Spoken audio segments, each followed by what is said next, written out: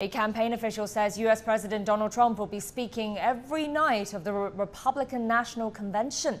It will run from Monday to Thursday. Trump will talk about what he considers his accomplishments and his vision for a second term. He's expected to accept the nomination on Thursday and deliver his acceptance speech at the South Lawn of the White House. Trump is trailing Democratic nominee Joe Biden in opinion polls. He's relying heavily on rural voters. They were critical to his win in 2016, but after being buffeted by trade disputes and now the coronavirus pandemic, there are signs that some of that support has eroded. Hendrix Sabrandi reports from the U.S. state of Colorado.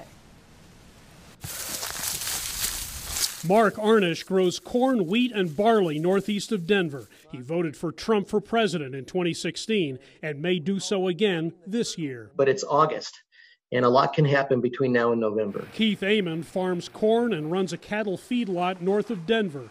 He's firmly in Trump's corner. He has done as good a job as probably anyone in his position could. They're two of four men working in Colorado's agriculture sector who are cautiously optimistic about Trump's chances for a second term. I think he's got an uphill battle against him, just like he did in 2016.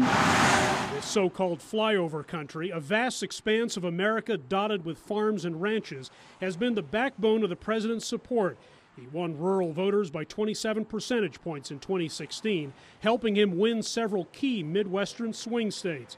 But a Fox News poll shows that edge has been cut to 9 points. Still, many like what he's done for them. I've never known a president that was more devout in understanding what he believes is right for this country and to push that ball forward. And he does it sometimes with a forearm shiver, but he certainly gets his point across. They say he's removed burdensome regulations. We want to just go out and do our jobs and be left alone and have the government leave us alone and just earn a fair living. Many like his aggressive approach to trade. Here's the deal. Here's what we want to do. If you want to trade with us, fine. If you don't, fine, but we're gonna make a deal and we're gonna move on. But trade disputes and coronavirus-related supply chain issues have helped push crop and beef prices lower, and that could hurt the president. You know, the product is out there, but it's just not making it to the grocery stores because of complications that COVID has caused. Arnish wishes Trump would pay more attention to climate change